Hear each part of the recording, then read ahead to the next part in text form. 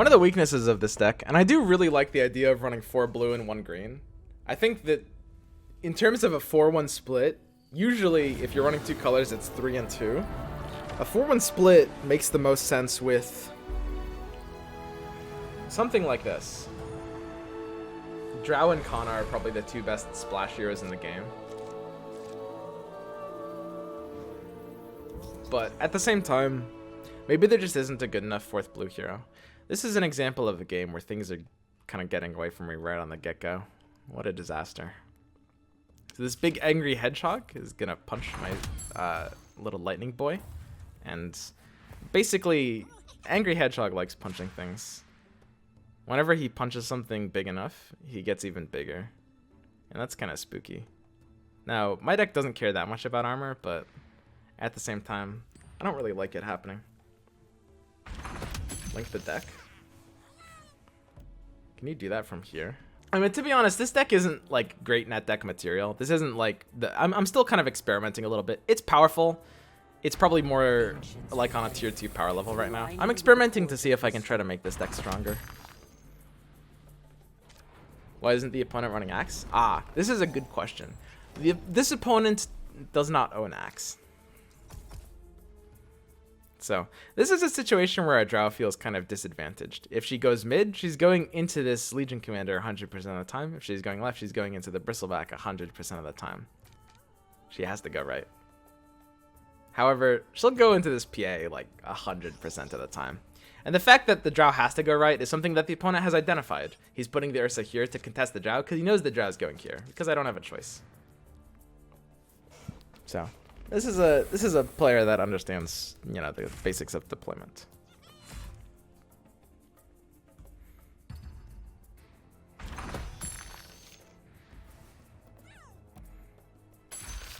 So here, again, we're basically planning out how we want to play this. We're going to foresight on one of these lanes, and we're going to deportal on another one of the lanes. However, we might actually not be able to deportal here. If we foresight here, and he passes for initiative, and then takes a duel here, I think this is a pretty weak duel, but some people might take it anyway. Usually you should be dueling the Drow. Basically, we're deciding which of these lanes we want to fight for. Deportal will kill the Disciple of Nevermore, which is pretty useful. I think it's probably better to take the foresight on this lane. I don't know. This deck, the theory behind this deck is pretty powerful. In theory, we should be able to generate a lot of early game tempo. Sanctum and Foresight are really powerful when combined because they balance out each other's downsides perfectly. We'll just deportal here. Come to my army. So this is a really powerful card, by the way. It's actually, the value on this card is literally insane. It kind of doesn't psychologically feel like this insane value thing because it's just 3 little dudes. But for 4 mana, you are getting 6/12 worth of stats, split in a way that allows for not only chumping but picking up buffs on stuff like Drow. Deportal is a very, very insane card.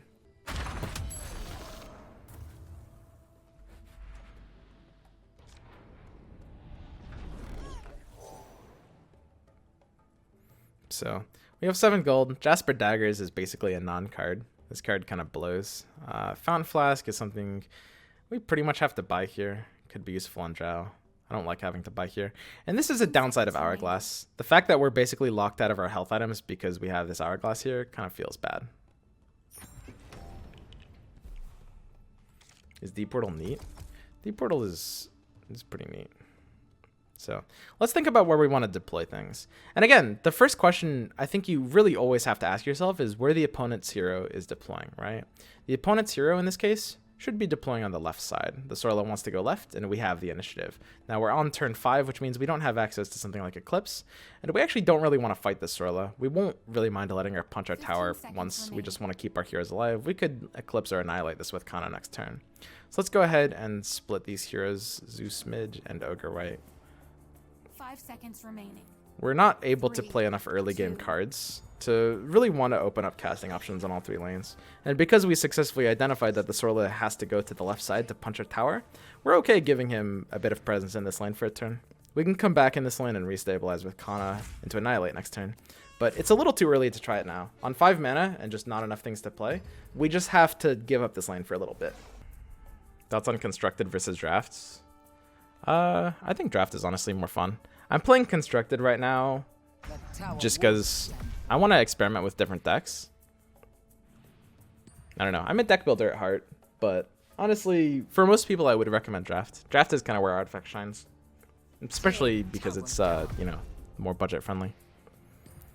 So it's very important. The reason we put Zeus mid and Ogre right is because we have this neat little passive here, Static Field. And it's very important in this case to threaten this card. This guy runs Smash the defenses. So I really want to play the Satyr Magician here. Sometimes this guy duels it. Am I really that sad if he's going to duel a Satyr Magician? I don't think I care. If he duels it, I'm kind of locked out of my mana for this turn. But, dude, a Satyr Magician for a duel trade sounds good to me. Duel is nuts. Whatever. I actually don't even mind this. Duel me, dude. The Legion will make use of this. I have something special. So we could even play our other Satyr Magician here. We're looking to use at least one spell. Zeus's Static Field only triggers on spells, so it's got to have these sparkly stars icon. Trained by the best. Interesting. If he wanted to use Duel on my Zeus, he would have equipped them all and then dueled before playing the Stonehall Cloak, presumably. So I have to assume he's not looking for this duel. However, if he does duel my Zeus, this is actually really scary because the Stonehall Elite will grow off of its ability here. Very spooky. 15 seconds remaining. You are about to witness something incredible. Okay, he's out of mana. This makes me feel better. And So now all I have to do is trigger the Zeus's passive, which allows me to kill this creep. I've already got 2 Satyr Magicians here, so I don't feel as if I need more mana in this lane. I'd rather develop the Sanctum elsewhere, so we can just take the Foresight now.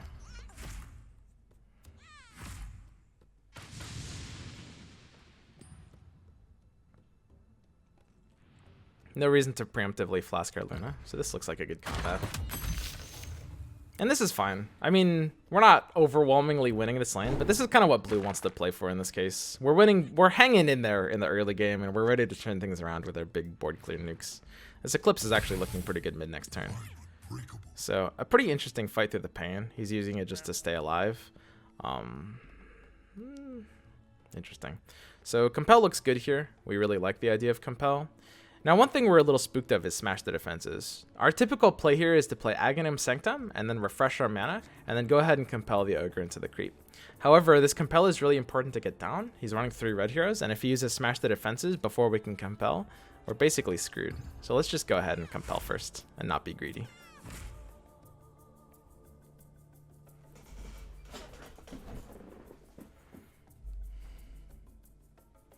There's always this argument about compel versus cunning plan.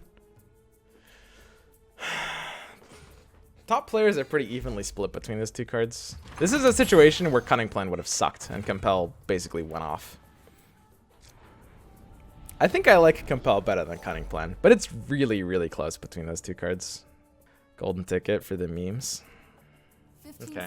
The correct thing to do is to buy the Traveler's Cloak and then buy some items underneath it. I think we have a good enough hand that we don't need to go for Potion of Knowledge. So we just buy all of our main deck options here. Instead, though, we're going to buy Golden Ticket. So 2 creep spawns here is a little awkward. We kind of wanted to open up the potential for Annihilation. This Annihilation looks kind of shitty. And this Eclipse is only going to be 4 charges. We would probably rather use this in the middle lane. And he's looking at the Berserker's Call turn as well. I think it's time to put this left, though. Coup de Grace could come down. But if Coup de Grace comes down, our tower should live unless Kana spawns right in front of specifically the Sorla, which it didn't. So he's not taking our left tower this turn, basically.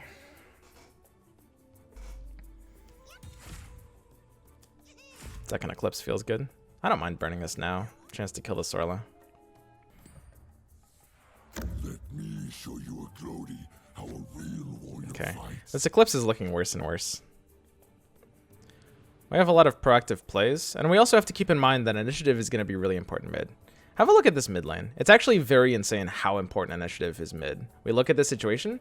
If he uses Duel on Legion, or even something weird like Enough Magic, we get absolutely smashed mid, whereas if we play first, we get the Eclipse off, which is absolutely everything we want. So even though we have a lot of plays we want to make, we're just going to go ahead and pass for initiative mid. We don't have a way to steal back initiative with something like Arcane Assault, so it's too important to play for initiative here. And again, this is one of the things you have to keep in mind when playing Artifact, the idea of kind of sacrificing value in one lane to get value in the other lane. Now, we look at this lane next turn. Let's think a full turn ahead. We're passing here for initiative, get initiative here, eclipse this, win this lane. Then, we're probably going to do the same thing on this lane. We're probably going to try to play for initiative here, maybe get out of this pretty early, so that we can play for initiative again on this lane next turn. Because let's think about how this lane is going to look. We're going to have Eclipse at 5 charges still in our hand, because we'll have the second copy. This is going to be at 3. This is going to be at 6. And we even have the option for Annihilation, potentially. Although Kana's going to siphon 2 melee creeps here. So the 5 charge Eclipse is probably going to be better. So you really got to think ahead when you're playing this game. I think we just go ahead and take the Eclipse here. Just lock him out of play options. It's kind of an overkill, but totally fine in this case. And we do have infinite mana on this lane still. Because we have 2 Satyr Magicians to just replenish things indefinitely. We're just getting started. And we might as well use the golden ticket here. We couldn't use this earlier because we needed to play for initiative very badly. That's neat. Okay. God damn it.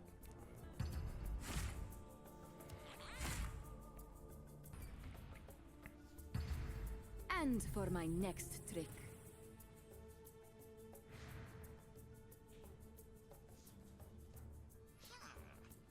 So, we're probably just going to keep using our mana here.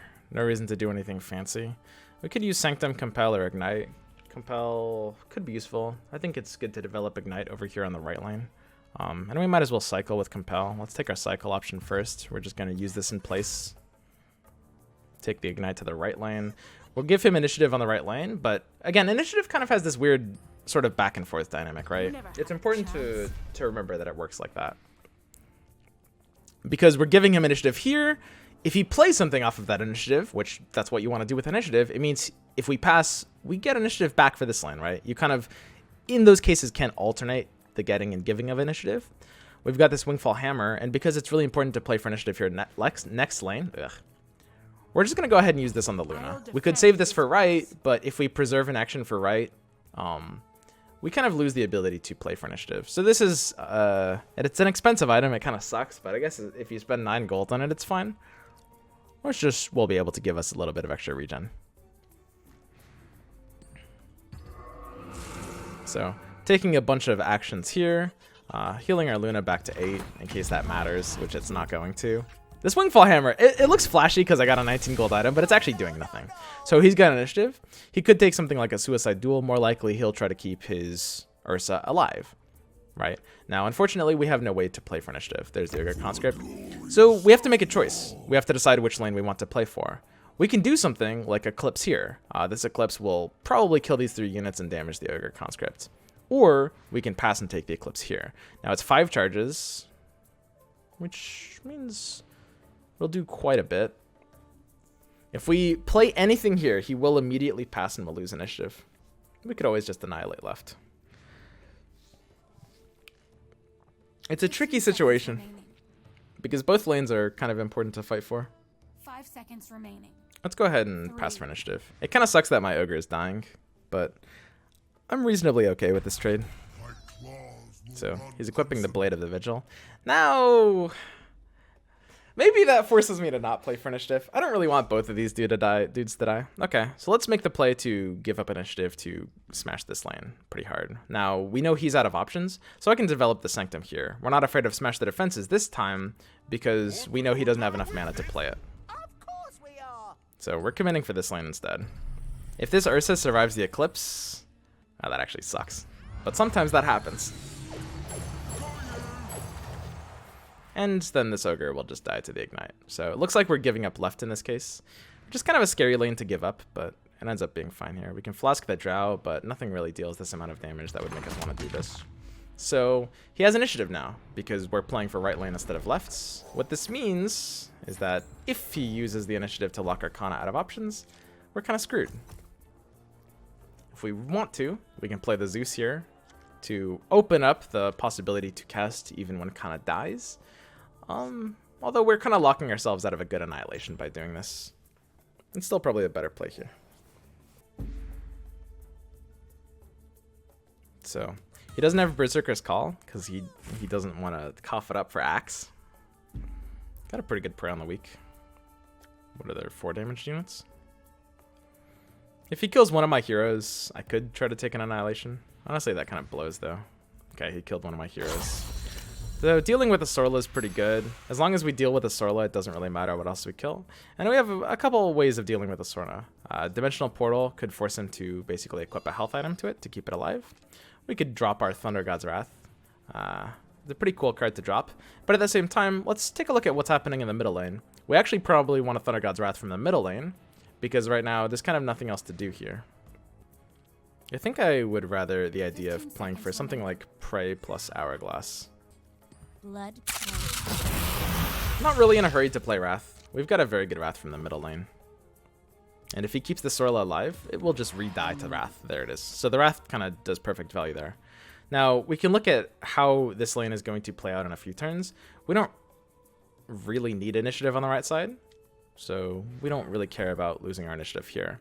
We want to Hourglass up Arcana to keep her healthy, keep the Hourglass going, and then we'll compel the Ogre into a creep that's dying anyway. This is a very powerful card. It's very similar to Crystal Maiden's Frostbite, because it just stops an attack, basically. And it cantrips as well. Hey, that's nuts. So, if he had an Axe, we would do something kind of important here. Now, he doesn't have Axe, but we can think ahead to what's happening, right? I'm going to pretend he has Axe, just because I want people to develop good habits. So look at think about everything that's going to happen in the next 2 turns, right? So this dog is dying to combat. As soon as we Thunder Gods mid, which we're doing, the Sorla is dying to the Thunder Gods. These 2 units will go away, and Kana will slide towards the Bristleback. If he's running Berserker's Call in his deck, this means that we need to preemptively Fountain Flask the Kana, right? Because we don't want to play into Berserker's Call range. If he was playing Axe, this is what we do. Because you need to really think ahead and be aware of everything that's about to happen. There's not really another Fountain Flask we're going to need on this board. Come on, guy, what are we doing here?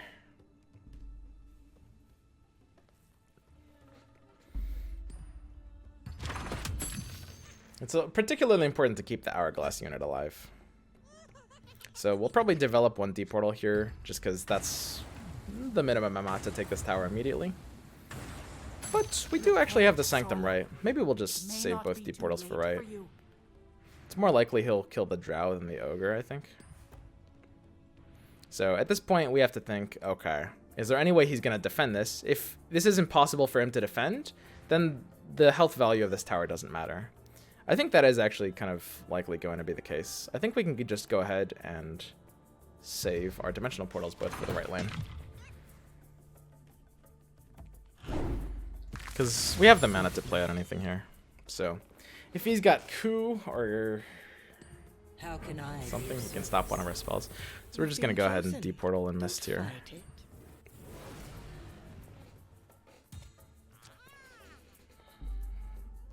And this guy's basically lost the game at this point.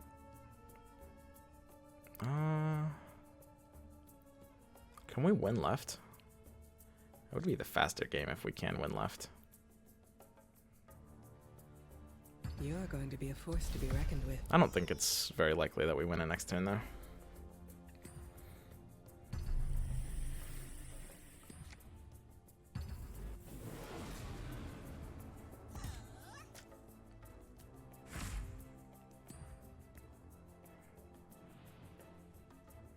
So we can think about preemptively cloaking our Ogre. I think it doesn't really do anything here unless we're playing around. Well, he can't even use pick-off since he's lost both black heroes. Not really a lot that deals exactly 3 damage.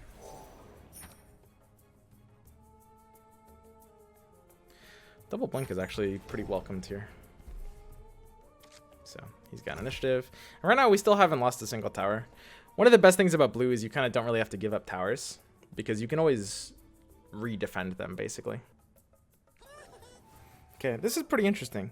He should be in a situation where he has to defend whichever lanes he feels is more defensible, which I think in this case was mid. I feel like he should have doubled down on mid. Of course, this game is over, but if you're playing to win, I think you still have to double down mid. It's just too hard to stop this from going off. And we still have yet to lose a single tower. The combination of the Maul's Siege and the tree buckets hitting my tower might cause me to lose that tower, but I won't lose another one. We can take something like an Eclipse. He's passed for initiative. The fact that we don't have initiative means it's not really a downside towards just playing this out. It's natural to feel despair.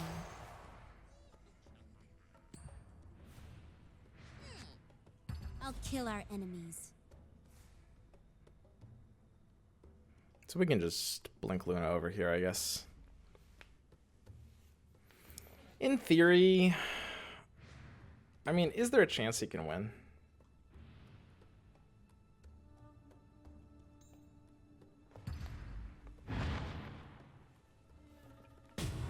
He would need to basically survive one turn here, and then... No, I mean, there's no chance he can win. There's nothing. So, because Wingfall Hammer is a card that sucks, we're just going to override it with Blink Dagger. I'm sorry, Wingfall Hammer. Let's go ahead and preemptively cloak our Luna before we blink her over. This is kind of important because it theoretically plays around dual. Wingfall Hammer is gone, but because we activated its ability first, the regen persists. And we'll just go ahead and lethal this tower with these two goats. So we should be able to kill right this turn as well.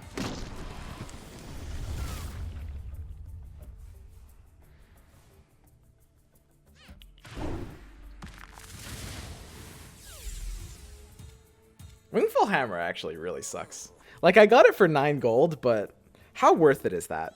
At what gold would Wingfall Hammer have to cost for you to actually want to buy it as an item? Because it's not that far off from 9. Like, would you buy that item for 9 gold? I guess. Maybe. Ogre's down. Just gonna go ahead and protect our tower a little bit with the portal here. And because at this point his 2 cards in hand are locked, he does just lose the game. I don't know. I'm a fan of blue-green as a color combination. We haven't drawn our Unearthed Secrets almost at all in these games. Have we drawn these at all, actually? We drew a couple of them in one game. But most of the reason that this deck is supposed to make sense is you need the draw power from these. It's actually a large part of the cohesion behind this deck. This deck kind of stops making sense if you don't draw your Unearthed Secrets.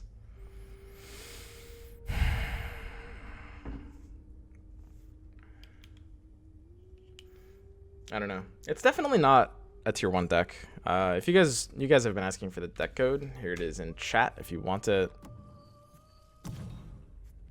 I don't know. It's not the strongest deck in the game.